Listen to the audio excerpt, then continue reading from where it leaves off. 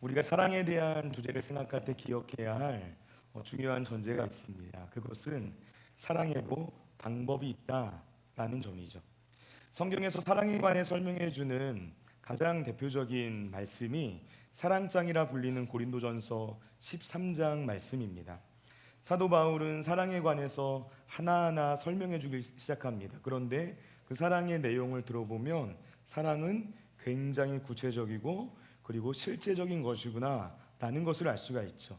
사랑은 오래 참고 온유하고 시기하지 않고 자랑하지 않고 교만하지 않고 무례히 행하지 않고 자기의 유익을 구하지 않고 성내지 않고 악한 것을 생각하지 않는 것이다. 불의를 기뻐하지 않는 것이다. 진리와 함께 기뻐하고 모든 것을 참고 모든 것을 믿고 모든 것을 바라고 모든 것을 견디는 것이다. 바로 이것이 사도 바울이 가르친 사랑에 대한 정의라는 거예요. 사랑은 단순히 우리의 감정이나 느낌의 차원의 일이 아니라 굉장히 구체적이고 실제적인 행동이구나 하는 것을 알 수가 있습니다. 그리고 우리가 이 말씀을 조금만 더 깊이 묵상을 해보면 이 사랑은 우리를 위해 이 땅에 오신 예수님께서 우리를 사랑하여 주신 방법이었구나 하는 사실을 깨닫게 됩니다. 여러분, 사랑에도 방법이 있다라는 사실은 우리를 향한 주님의 사랑뿐만 아니라 하나님을 향한 우리의 사랑에도 고스란히 적용할 수 있는 내용입니다. 하나님을 사랑하는 것에도 방법이 있다는 것이죠. 단순히 내가 하나님을 사랑한다고 내 입술로 말한다고 해서 그 말 자체가 진정으로 하나님을 사랑하는 것인가? 그렇지 않다는 거예요. 하나님을 향한 우리의 사랑을 표현하는 구체적인 방법이 있다는 것입니다. 그렇다면 하나님을 사랑하는 구체적인 방법이란 과연 무엇인가? 우리가 하나님을 사랑하되 어떻게 사랑해야 되는 것인가? 여러분, 하나님께서 그 사랑의 방법을 하나하나 가르쳐 주셨습니다. 그것이 바로 오늘 우리가 읽은 말씀에 나오는 이 십계명의 내용이라고 말할 수가 있죠. 예수님께서 율법, 그 십계명을 정확하게 두 가지 종류의 사랑으로 요약하셨어요. 그것이 바로 하나님 사랑과 이웃 사랑이죠. 우리가 흔히 십계명의 1계명부터 4계명까지를 하나님 사랑이라고 말을 하고요. 그리고 5계명부터 마지막 10계명까지를 이웃 사랑이다라고 얘기를 합니다. 오늘 우리가 읽은 본문 말씀 그 10계명 중에서 제1계명과 2계명의 내용이에요. 제1계명 너는 나 외에는 다른 신들을 내게 두지 말라. 그리고 제2계명 너를 위하여 새긴 우상이나 형상을 만들지 말고 그것들에 절하지도 섬기지도 말아라 명령하고 있다는 것입니다. 여러분, 이 두 계명의 핵심을 간단하게 요약하면 어떻게 정리해 볼 수 있을까요? 저는 그 핵심을 오직 하나님 한 분만 사랑하라 라는 말로 표현하고 싶습니다. 아니 목사님, 십계명에 사랑이라는 단어가 어디에 나옵니까? 계명에 사랑이라는 표현이 나오지 않는 것 같은데 어떻게 오직 하나님 한 분만 사랑하라는 말로 우리가 받아들일 수가 있습니까? 혹시 이런 생각을 하시는 분이 계실 수도 있습니다. 그런데 오늘 본문 5절과 6절 말씀을 잘 눈여겨보시면은 이 계명이 하나님 사랑에 관한 내용이구나 하는 것을 알 수가 있어요. 하나님은 어떤 분이신가? 5절 말씀을 보시면은 하나님은 질투하시는 하나님이다 얘기하고 있습니다. 그렇기 때문에 나를 미워하는 자의 죄를 갚는다라고 말씀하셨어요. 그리고 이어지는 6절 말씀을 보니까 나를 사랑하고 내 계명을 지키는 자에게는 천대까지 은혜를 베푸느니라 하나님께서 말씀하신 거예요. 자, 이 5절과 6절 말씀을 잘 비교해 보면은 5절에 나오는 나를 미워하는 자, 이 개념에 반대되는 개념으로 6절 말씀에서 나를 사랑하고 내 계명을 지키는 자, 이것을 말하고 있다라는 겁니다. 여러분, 우리가 십계명을 이해할 때 이 말씀을 단순히 우리가 무언가를 하거나 또는 하지 않거나 하는 이런 행위의 측면에서만 바라봐서는 안 돼요. 이 계명들은 본질적으로 하나님을 사랑하는 것과 관련이 있다라는 것입니다. 그래서 예수님께서도 십계명이 말하고 있는 핵심적인 메시지 중에 하나를 하나님 사랑이다 라고 말씀하신 거죠. 여러분, 하나님께서는 분명 하나님 한 분만 사랑하라고 말씀하셨어요. 그런데 그렇다면 하나님을 사랑하는 사람은 과연 어떤 사람인가? 바로 계명을 지키는 사람, 하나님의 말씀대로 사는 사람, 하나님의 명령대로 행하는 사람이 진짜 하나님을 사랑하는 사람이다 말씀하고 계신 겁니다. 여러분, 십계명은 고리타분한 옛날 이야기가 아닙니다. 지금은 지키든 지키지 않든 나와는 전혀 상관없는 다 죽어버린 옛날 말씀이 아니라는 거예요. 이 말씀은 지금도 유효한 하나님의 말씀이고 하나님의 명령이라고 말할 수 있습니다. 우리가 하나님을 어떻게 사랑해야 하는지를 가르쳐주고 있는 하나님 사랑의 방법이라는 것이죠. 여러분, 그래서 하나님을 사랑하는 방법에 관하여 말하는 오늘 본문 말씀을 생각할 때 우리가 꼭 기억했으면 하는 중요한 핵심 두 가지를 오늘 한번 나눠보고자 합니다. 오늘 우리가 이 말씀으로 은혜를 나눌 때 하나님을 사랑하는 우리의 마음이 추상적인 고백으로만 머무는 것이 아니라 실제적인 삶의 변화로 이어지게 되시기를 예수님의 이름으로 축원을 드립니다. 오늘의 첫 번째, 사랑은 전부를 요구합니다. 우리 다 같이 오늘 본문 3절 말씀, 본문 3절 말씀을 한 목소리로 읽겠습니다. 너는 나 외에는 다른 신들을 내게 두지 말라. 아멘. 자, 이 말씀 십계명의 제1계명이죠. 이 계명은 우리의 사랑의 대상, 곧 우리의 예배의 대상에 관한 이야기를 다루고 있어요. 우리는 누구를 사랑해야 되는가? 곧 우리는 누구를 예배해야 되는가? 우리는 누구를 섬겨야 하는가? 바로 이 질문에 대한 답을 주고 있는 말씀이라는 겁니다. 너는 나 외에는 다른 신들을 내게 두지 말라 라는 이 구절을 히브리어 원문의 순서대로 번역을 하면 너는 두지 말라, 다른 신들을 나 외에는, 이 순서로 번역할 수가 있어요. 그리고 여기서 나 외에는 이라고 번역된 단어가 히브리어 원문을 보면은 알파님이라는 단어인데요, 여기에 나오는 이 파님이라는 단어가 얼굴이라는 뜻을 가지고 있습니다. 그러니까 이 구절을 원문의 뜻을 살려서 번역을 해보면 너는 내 얼굴 앞에 다른 신들을 존재하게 하지 말라, 이런 문장으로 번역을 해볼 수가 있다는 거죠. 여러분, 이건 굉장히 생생한 표현인데요, 내 얼굴 앞에 라는 말은 하나님과 내가 얼굴을 마주하고 있는 이 그 자리에 다른 어떤 것도 끼어들지 못하도록 만들어라 라는 명령을 하신 것으로 볼 수 있다는 것입니다. 여러분, 만약 두 사람이 진지한 대화를 나누고 있다라고 생각해 보세요. 내가 다른 누군가와 대화를 나누고 있는 겁니다. 그런데 갑자기 다른 누군가가 얼굴을 쑥 내밀면서 그 대화에 예고 없이 끼어드는 거죠. 어떤 상황인 겁니까? 굉장히 불쾌하고 무례한 상황인 것이죠. 뭔가 내가 상대방과 교제하고 대화하고 서로 친해져 가는 데 있어서 굉장히 큰 방해가 되는 상황이 펼쳐지는 것입니다. 여러분, 하나님께서는 바로 이런 상황을 원하지 않는다는 거예요. 하나님과 우리 사이에 그 어떤 것도 끼어들게 하지 말라는 겁니다.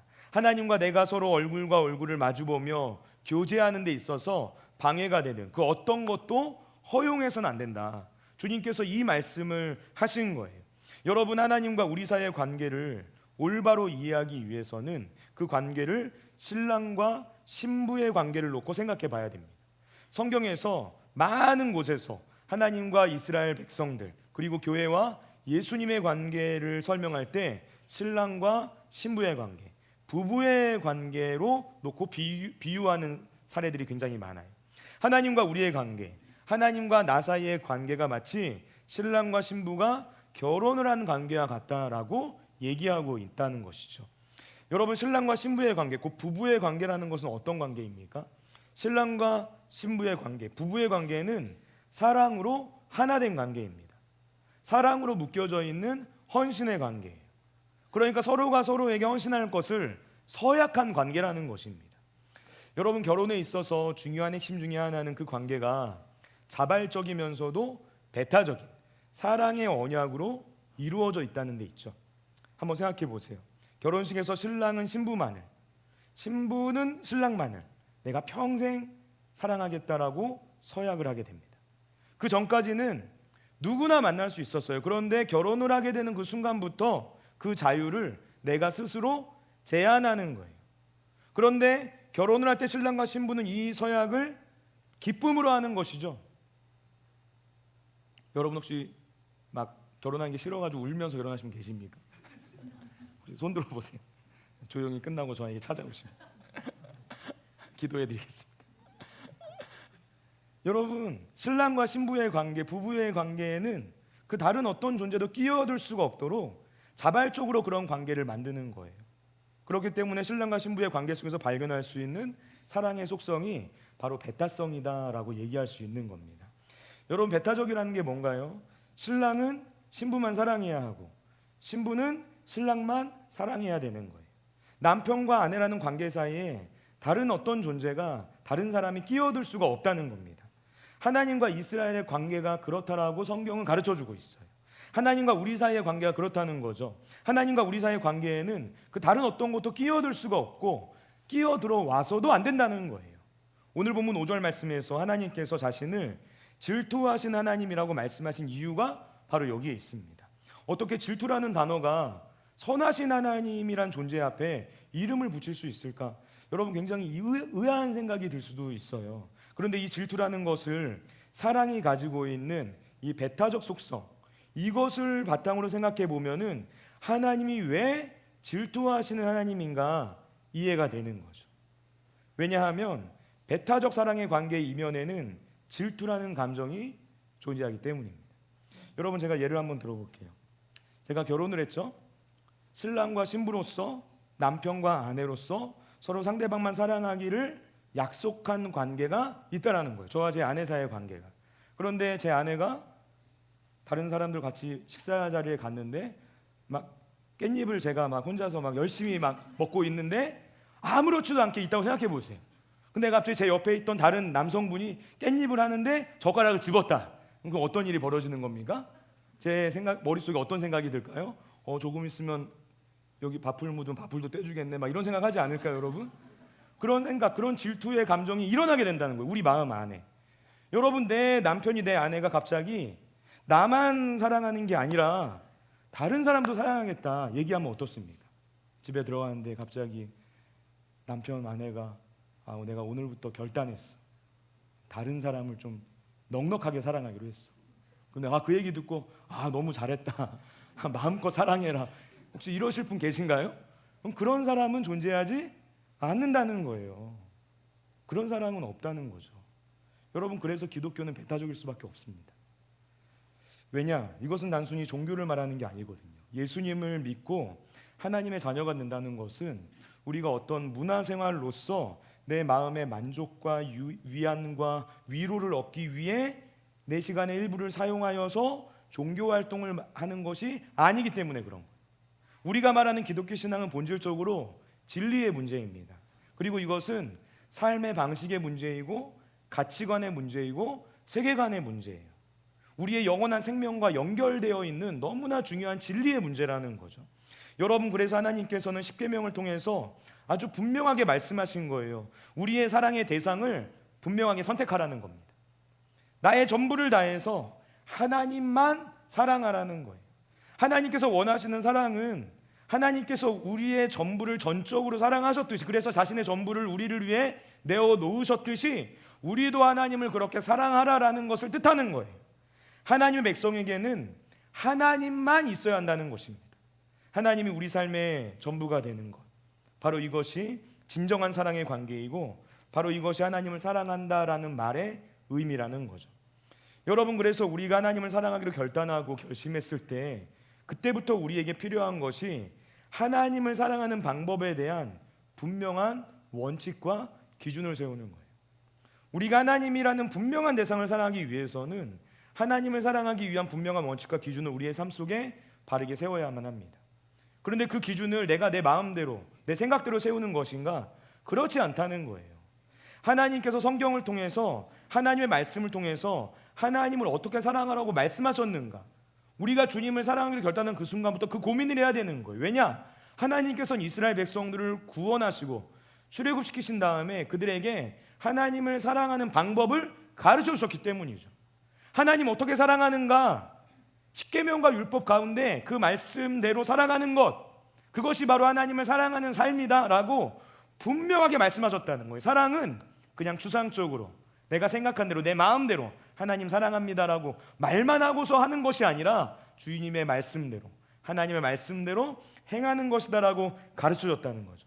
그래서 우리는 끊임없이 이런 질문들을 하면서 고민하면서 우리 삶의 분명한 원칙과 기준들을 세워나가야 하는 겁니다. 그런데 바로 이 지점에서 우리가 마주하게 되는 분명한 영적 현실이 있는 거예요. 그것은 마귀가 끊임없이 우리 안에 하나님을 향한 그 사랑의 마음, 그 중심을 흔들어 놓으려고 한다는 것입니다. 그런데 무엇을 통해서 흔들어 놓습니까? 세상과의 타협이라는 그럴듯한 중재안을 통해서 우리를 흔들어 놔요. 오직 하나님만 사랑해야 하는 우리의 마음의 생각을 사단은 이 타협이라는 중재안을 통해서 흔들어 놓기 시작합니다. 여러분, 하나님의 사람들이 언제 넘어지고 언제 타락하게 될까요? 그 패턴을 보면 너무나 분명하죠. 처음에 사단의 유혹, 미혹, 시험이 찾아옵니다. 그리고 그 유혹과 시험이 많은 경우에 타협이라는 형태로 찾아와요. 처음부터 하나님의 말씀을 절대적으로 거부하는 게 아니라 조금씩 타협하기 시작하는 거예요. 이스라엘 백성들이 가나안 땅에 들어가서 정착하여 살게 됐을 때 그들이 섬겼던 우상의 문화들은 하나님을 완전히 버리고 우상을 섬기는 이런 형태가 아니었습니다. 항상 양다리의 형태였어요. 하나님도 섬기고 우상도 섬기고 다 좋다는 거예요. 여러분, 우리가 이런 것들을 바르게 분별하지 못하고 우리 삶에 타협이 시작되었을 때 그때 우리는 서서히 죄에 물들어 버리고 조금씩 세상에 동화되어 버리고 마는 거죠. 그러다가 우리는 순식간에 어느 순간 내가 세상과 완전히 하나가 되어 있구나라는 것을 느끼게 되는 겁니다. 내가 하나님의 사람인지 아닌지조차 전혀 표시가 나지 않을 정도로 하나님의 사람으로서의 정체성을 잃어버리게 되는 거죠. 여러분, 그렇기 때문에 우리가 오직 하나님만 사랑하는 삶을 살아가기 위해서 필요한 것이 있습니다. 오늘의 두 번째, 오직 하나님만 사랑하기 위해서 타협이라는 유혹을 이겨야만 합니다. 여러분, 성경에 다니엘이라는 인물이 나와요. 다니엘은 기원전 605년 바벨론의 1차 침공 때 포로로 잡혀가게 된 인물이었습니다. 그리고 나서 약 20년 후에 이 유다가 시드기야 왕 시대에 그 나라가 완전히 멸망하게 되죠. 바벨론이라는 나라가 자신들이 정복한 다른 나라들을 다스리기 위해서 사용한 정책 중에 하나가 있었는데요. 그것은 그들이 정복한 나라에서 머리 좋고 똑똑한 청년들, 청소년들, 그 어린 학생들을 장학생으로 선발하고 교육시켜서 바벨론의 충실한 신하로 사용하는 것이었어요. 유다의 엘리트들에게 바벨론의 학문과 언어를 가르쳐서 바벨론 정신과 바벨론 문화를 심어버리고 하나님의 백성으로 살아가는 그들의 민족 정신 그 자체를 말살시켜버리는 정책을 사용했다는 겁니다. 다니엘은 바로 이런 목적으로 유다에서 바벨론으로 끌려오게 된 사람 중에 하나였습니다. 수많은 우상들이 즐비한 세속도시 바벨론 한가운데로 어린 나이에 청년의 때에 끌려오게 된 거죠. 그런데 성경에서 다니엘에 대한 이야기를 시작할 때 굉장히 중요한 말씀을 기록해 놓고 있어요. 우리 다 같이 다니엘서 1장 8절 말씀 다 같이 한 목소리로 읽겠습니다. 다니엘은 뜻을 정하여 왕의 음식과 그가 마시는 포도주로 자기를 더럽히지 아니하리라 하고 자기를 더럽히지 아니하도록 환관장에게 구하니. 아멘. 자, 지금 다니엘서 1장 8절 말씀이 뭐라 말하고 있습니까? 다니엘이 뜻을 정했다라고 말하고 있어요. 뜻을 정했다라는 것은 원칙과 기준을 세웠다라는 의미를 가지고 있습니다. 그러니까 받아들일 것은 받아들이고 거부할 것은 거부했다는 거예요. 다니엘은 바벨론이라는 국가의 체제와 포로 생활을 인정하고 받아들였습니다. 포로 생활 가운데서도 하나님의 뜻이 있다라는 사실을 인정했고요. 바벨론에서 살아가기 위한 필요한 것들을 인정하고 받아들입니다. 그리고 바벨론식 이름을 짓고 바벨론 사람들과 관계를 유지하면서 살아가는 거죠. 그런데 여기서 중요한 것은 다니엘이 자신이 거부해야 될 것들은 아주 단호하게 거부하면서 살아갔다는 거예요. 다니엘이 거부했던 것, 여러분 그것이 뭔가요?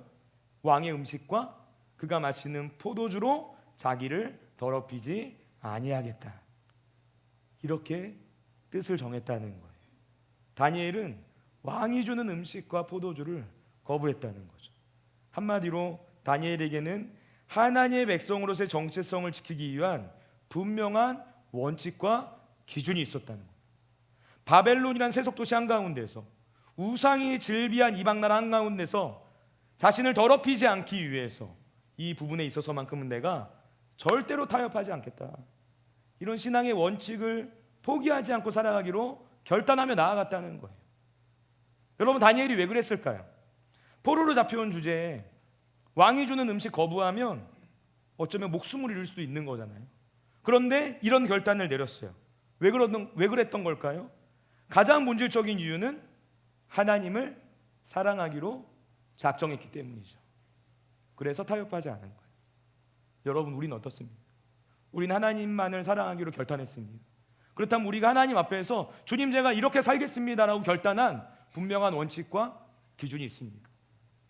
그것이 우리가 하나님 말씀을 들여다보면서 하나님 말씀이 이렇게 말했기 때문에 하나님, 제가 이렇게 살겠습니다라고 결단한 그 마음의 중심, 그 초점이 바로 세워져 있습니까? 여러분, 마태복음 22장에서 한 율법사가 예수님을 시험하며 물었습니다. 선생님, 율법 중에서 어느 계명이 가장 큰 계명입니까? 이 질문에 예수님께서 대답하시죠. 마태복음 22장 37절부터 40절까지 말씀, 우리 다 같이 한 목소리로 읽겠습니다.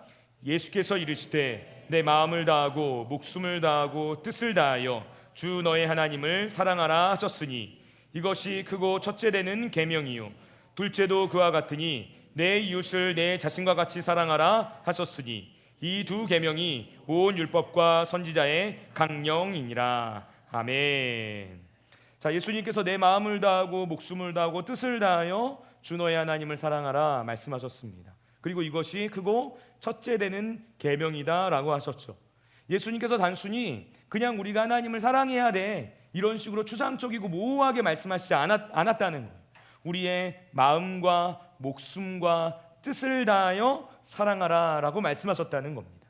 여러분, 이것이 크고 첫째 되는 계명이라는 것, 하나님을 사랑하는 것은 우리가 절대로 타협할 수 없는 가장 중요한 계명이다라는 것을 뜻해주는 말이에요. 우리 삶의 그 어떤 것도 하나님을 사랑하는 것보다 더 중요한 것은 없다는 겁니다. 하나님을 사랑하는 것보다 더 우선순위가 될 수 있는 것은 없다.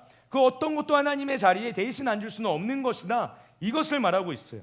그렇기 때문에 우리는 마음과 목숨과 뜻을 다하여 하나님을 사랑해야 합니다. 여러분, 먼저 우리는 하나님을 사랑할 때 우리의 마음을 다하여 사랑해야 돼요. 예수님께서 서기관과 바리새인들을 가리켜서 신랄하게 비판하신 이유가 뭡니까? 그들의 겉모습을 보면 다 그럴싸해 보였어요. 율법을 잘 지킵니다. 미사여구를 사용해서 굉장히 멋진 신앙적인 말들을 이렇게 늘어놨을 거예요. 사람들 앞에서 기도를 하는데 그 기도가 너무나 아름다운 기도인 거죠. 성경 지식도 많았고 심지어 성경을 가르치기까지 합니다. 존경스러울 정도로 종교 생활을 잘했다는 거예요. 그런데 예수님께서 그들에게 뭐라 말씀하셨다고 성경은 기록합니까? 너희는 회칠한 무덤이다. 독사의 자식들이다. 너희는 지옥의 판결을 절대로 피할 수 없다. 주님께서 이 말씀을 하셨어요. 그들이 예수님으로부터 왜 이런 말을 들었을까요? 그들의 마음 안에 하나님을 향한 진실된 사랑이 없었기 때문이죠. 껍데기만 있었다는 거예요. 겉으로 보이는 행위, 형식만 있을 뿐 하나님을 향한 진실된 사랑, 그 마음을 가지고 하나님을 예배하고 주님을 찬양하고 하나님께 기도하지는 않았기 때문입니다. 그래서 마음을 다하여 사랑하라 말씀하신 거예요. 여러분, 우리가 하나님을 사랑한다는 것은 우리의 목숨을 다해서 사랑해야 되는 거예요. 여러분, 입에 발린 소리로 사랑한다라고 말하는 것, 지나가는 사람한테 그냥 인사치레로도 사실 할 수 있는 말이잖아요. 그런데 하지만 내 목숨을 다해야 하는 구체적인 사랑, 아무한테나 할 수 있는 것이 아니죠. 내가 진짜 사랑한다면 고민 없이 목숨을 내놓겠지만 그렇지 않다면 사람은 머뭇거리게 되는 겁니다. 목숨을 다해서 하나님을 사랑하라는 것은 바로 이런 차원의 사랑의 단계로까지 나아가야 된다라는 것을 의미하는 말입니다. 주님을 위해 목숨을 바칠 정도의 사랑으로까지 나아가라라는 이것은 깊은 차원의 사랑을 하라는 거예요. 하나님께서 우리를 사랑하셔서 하나뿐인 아들 예수 그리스도를 십자가에 내어 주셨듯이, 주님께서 우리를 사랑하셔서 자신의 생명을 십자가에 내어 놓으셨듯이 우리도 주님을 그렇게 깊이 있는 차원으로 사랑해야 된다 말씀하신 것입니다. 목숨을 다하는 사랑, 나의 전부를 내어줄 수 있는 사랑만이 진짜 사랑이기 때문이죠. 여러분, 우리는 하나님을 사랑하되 뜻을 다해서 사랑해야 합니다. 뜻을 다한다라는 것은 이 사랑이 맹목적인 사랑이 아니라는 것을 뜻합니다. 하나님의 나라가 뭔지, 주님의 뜻이 무엇인지, 주님께서 지금 무엇을 원하시는 건지 바른 분별력을 가지고 분명한 목적과 방향성을 가지고 하나님을 사랑하는 것을 뜻하는 말이에요. 다니엘과 같이 그 시대 안에서 하나님께서 나를 이곳 바벨론에 포로로 보내신 이유가 무엇인가, 그 하나님의 뜻이 무엇인지를 깨닫는 거예요. 그리고 하나님 앞에서 뜻을 정하는 겁니다. 우리의 마음과 생각 가운데 분명한 신앙의 원칙과 기준을 세우는 것, 이것이 필요하다는 것이죠. 하나님께서 무엇을 원하시는지, 하나님의 마음이 어디에 있는지 그 뜻을 알아서 하나님의 뜻을 이루는 삶을 살아가는 것, 이것이 바로 뜻을 다하여 하나님을 사랑하는 것입니다. 여러분, 하나님께서는 마음과 목숨과 뜻을 다해 사랑하라 라고 말씀하시면서 다하여라는 말씀을 계속해서 반복하셨어요. 내 마음을 다하고 목숨을 다하고 뜻을 다하여 주 너의 하나님을 사랑하라. 여기서 다한다라는 것은 내 모든 것을 다 거는 것, 다 드리는 것을 뜻하는 말입니다. 나의 전 존재를 주님께 드리는 거예요. 부분적으로 내가 가지고 있는 일부를 주님께 드리는 것이 아닙니다. 어느 한 순간만 하나님을 사랑하는 이런 것을 말하는 것이 아닌 거예요. 내 삶 전체, 내 인생 전체, 내가 가지고 있는 전부를 주님께 드리는 거예요. 나의 목숨, 나의 마음, 나의 뜻, 내 생각, 내 시간, 내가 가진 모든 것, 나의 재정, 이 모든 것들을 주님을 향해 다 드리는 것, 그런 사랑의 단계를 얘기하는 것이죠. 여러분, 나의 전부를 드리는 온전한 사랑, 세상의 타협에 굴복하지 않고 오직 하나님 한 분만 사랑하는 사랑은 하나님의 사랑을 정말 깊이 경험한 사람만이 할 수 있는 사랑입니다. 하나님은 우리에게 사랑을 억지로 강요하시는 분은 아니세요. 하나님께서는 우리에게 먼저 그 사랑을 보여주셨습니다. 예수님께서 먼저 우리를 그렇게 사랑하셨죠. 마음을 다해서, 목숨을 다해서, 뜻을 다해서 그렇게 우리를 사랑하시면서 이게 바로 진짜 사랑이야 라는 것을 가르쳐 주길 원하셨다는 겁니다. 그리고 주님께서는 지금도 기다리고 계세요. 우리도 그렇게 하나님을 사랑하게 되기를, 우리가 자원하는 마음으로 주님 앞으로 나아갈 수 있기를, 그렇게 우리가 가지고 있는 전부를 주님 앞에 기꺼이 내어드릴 수 있는 존재가 되기를, 그래서 하나님의 전부와 우리가 가지고 있는 전부가 온전히 하나가 되기를 주님께서 오래 참으시면서 우리를 기다리고 계신다는 겁니다. 여러분, 이 사랑을 아는 사람은 주님의 사랑 앞에서 반응하게 되어 있습니다. 주님께서 나에게 전부를 주셨듯이 나도 주님께 전부를 드리기를 결단하며 나가는 거죠. 예수님께서는 우리의 마음과 목숨과 뜻을 다하여 너의 하나님을 사랑하라 라고 말씀하셨어요. 예수님께서 우리들의 하나님을 사랑해라 이런 식으로 말씀하시지 않았어요. 너의 하나님이라고 말씀하셨습니다. 주님께서는 우리를 수많은 군중들의 한 사람으로 만나는 것이 아니라 우리 한 사람 한 사람과 아주 개인적이고 인격적인 관계로 교제하기를 원하신다는 거죠. 여러분, 하나님을 사랑한다는 것, 하나님과 인격적으로 교제하는 것을 뜻합니다.